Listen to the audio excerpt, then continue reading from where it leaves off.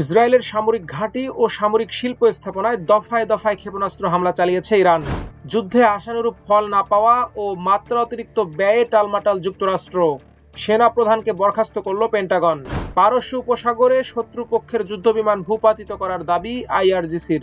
স্থল অভিযান হলে কোনো শত্রু সেনাই যেন জীবিত না ফেরে, কমান্ডারদের প্রতি ইরানি সেনা প্রধানের নির্দেশনা। যুদ্ধ করতে প্রস্তুত ৭০ লাখ ইরানি।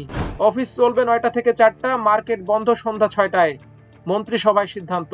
হাদি হত্যার পরিকল্পনাকারী সাবেক কাউন্সিলর বাপ্পির পাসপোর্ট ব্লকের নির্দেশ। ইরানে হামলার বিষয়ে মার্কিন প্রেসিডেন্ট ডোনাল্ড ট্রাম্পের ভাষণের পর কড়া প্রতিক্রিয়া জানিয়েছে তেহরান। যুক্তরাষ্ট্র ও ইসরায়েলের বিরুদ্ধে বিধ্বংসী হামলার হুমকি দিয়েছে দেশটি। এছাড়া তেল আবিবকে লক্ষ্য করে কয়েক দফায় হামলাও চালিয়েছে ইরান। ইরানের Islamic revolutionary guards corps IRGC জানিয়েছে, তারা তেল আবিব ও ইলাত অঞ্চলে ইসরায়েলের সামরিক ঘাঁটি এবং সামরিক শিল্প স্থাপনাগুলোর উপর সফল হামলা চালিয়েছে। এ হামলায় ইসরায়েলি বাহিনীর ব্যাপক ক্ষয়ক্ষতি হয়েছে বলে তারা দাবি করেছে। এদিকে হামলার বিষয়টি স্বীকার করেছে ইসরায়েলি সামরিক বাহিনী। তারা জানিয়েছে, ইরান থেকে তাদের ভূখণ্ডে নতুন করে কয়েক দফায় ক্ষেপণাস্ত্র নিক্ষেপ করা হয়েছে। শুক্রবার আল জাজিরার এক প্রতিবেদনে এই তথ্য জানানো হয়েছে, তবে ক্ষয়ক্ষতির পরিমাণ নিশ্চিত করে জানা যায়নি। টানা ১ মাস হামলা করেও ইরান যুদ্ধে আশানুরূপ ফল পাচ্ছে না যুক্তরাষ্ট্র। উল্টো লাগাতার ইরানি পাল্টা হামলায় ব্যাপক ক্ষয়ক্ষতির শিকার হচ্ছে ইসরায়েল ও যুক্তরাষ্ট্র। সমান তালে বাড়ছে যুদ্ধের খরচ, সেই সাথে হরমুজ প্রণালী বন্ধ থাকায় বাড়ছে জ্বালানি সংকট।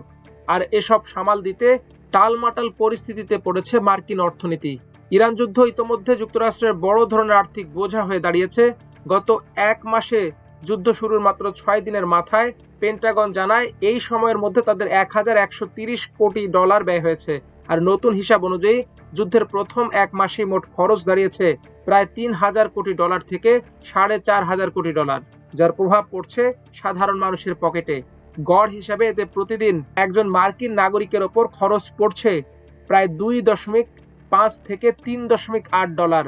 যুদ্ধ দীর্ঘায়িত হওয়ার সঙ্গে সঙ্গে দৈনিক খরচেও হেরফের হচ্ছে। মার্কিন কর্মকর্তাদের দাবি, ইরানের প্রতিরক্ষা ব্যবস্থা দুর্বল হয়ে পড়ায় খরচ আগের চেয়ে কিছুটা কমেছে। তবে বিশেষজ্ঞদের মতে এই লড়াইয়ে এখনো প্রতিদিন গড়ে $38,৫০,০০,০০০ ব্যয় করছে ওয়াশিংটন। এমন পরিস্থিতিতে যুক্তরাষ্ট্রের সেনাপ্রধান জেনারেল র্যান্ডি জর্জকে বরখাস্ত করেছেন প্রতিরক্ষা মন্ত্রী পিটার হেগসেথ। পেন্টাগনের শীর্ষ পর্যায়ে বড় ধরনের রদবদলের অংশ হিসেবে বৃহস্পতিবার মার্কিন সেনা প্রধানকে বরখাস্ত করা হয়।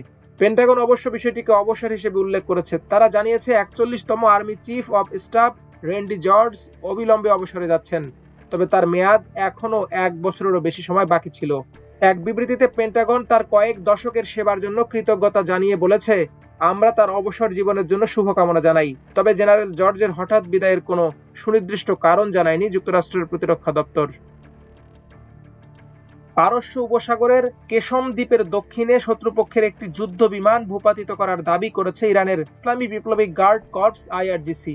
দেশটির রাষ্ট্রীয় সংবাদ মাধ্যমের বরাতে এ তথ্য জানা গেছে।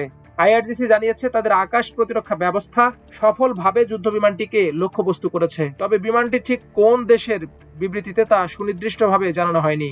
বিবৃতিতে আরো বলা হয়েছে, ক্ষেপণাস্ত্রের আঘাতে বিধ্বস্ত হওয়ার পর যুদ্ধ বিমানটি হেনগাম ও কেশম দ্বীপের মধ্যবর্তী উপসাগরে গিয়ে পড়ে। এছাড়াও দুবাইয়ের মার্কিন প্রযুক্তি প্রতিষ্ঠান ওরাকলের একটি ডেটা সেন্টারে হামলা চালানোর দাবি করেছে ইরানের আইআরজিসির নৌ শাখা। দেশটির রাষ্ট্রীয় সংবাদ মাধ্যমের বরাত দিয়ে এ তথ্য জানানো হয়েছে। তবে ডেটা সেন্টারে হামলার দাবি নাকচ করেছে দুবাই মিডিয়া অফিস। সংস্থাটি জানিয়েছে, আমিরাতের কোনো ডেটা সেন্টারে হামলার খবর সঠিক নয়। এর আগে বাহরাইনে অবস্থিত অ্যামাজনের একটি ক্লাউড কম্পিউটিং সেন্টারে হামলার দাবি করেছিল আইআরজিসি। যে কোনো হামলার জন্য ইরানি কমান্ডারদের প্রস্তুত থাকতে বলেছেন দেশটির সেনাপ্রধান। ইরানের রাষ্ট্রীয় সংবাদ মাধ্যমের খবরে এ তথ্য জানানো হয়। মার্কিন প্রেসিডেন্ট ডোনাল্ড ট্রাম্প বুধবার বলেছেন, ইরান যুদ্ধ শেষ হওয়ার কাছাকাছি রয়েছে, কয়েক সপ্তাহের মধ্যে এই যুদ্ধ শেষ হতে পারে। তবে একই সঙ্গে উপসাগরীয় অঞ্চলে অতিরিক্ত মার্কিন সেনা মোতায়েন উদ্বেগ বাড়িয়েছে।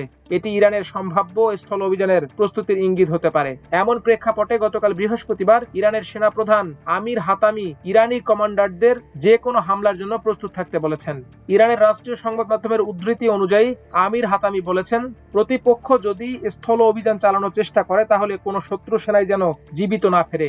এদিকে ইসরায়েল ও যুক্তরাষ্ট্রের সঙ্গে যুদ্ধ শুরুর পর থেকে প্রায় ৭০ লাখ ইরানি দেশটির সামরিক বাহিনীতে স্বেচ্ছাসেবী হিসেবে নাম লিখিয়েছেন বলে জানিয়েছেন ইরানের পার্লামেন্টের স্পিকার মোহাম্মদ বাগের গালিবাফ। বৃহস্পতিবার সামাজিক যোগাযোগ মাধ্যম এক্সে দেয়া এক পোস্টে তিনি এ তথ্য জানান। গালিবাফ বলেন, ইরান যুদ্ধ চায় না, কিন্তু আক্রান্ত হলে দৃঢ়ভাবে প্রতিরোধ করবে। যখন দেশের প্রতিরক্ষা বিপন্ন হয় তখন সবাই ইরানি সৈনিকের মতো কাজ করতে প্রস্তুত থাকে।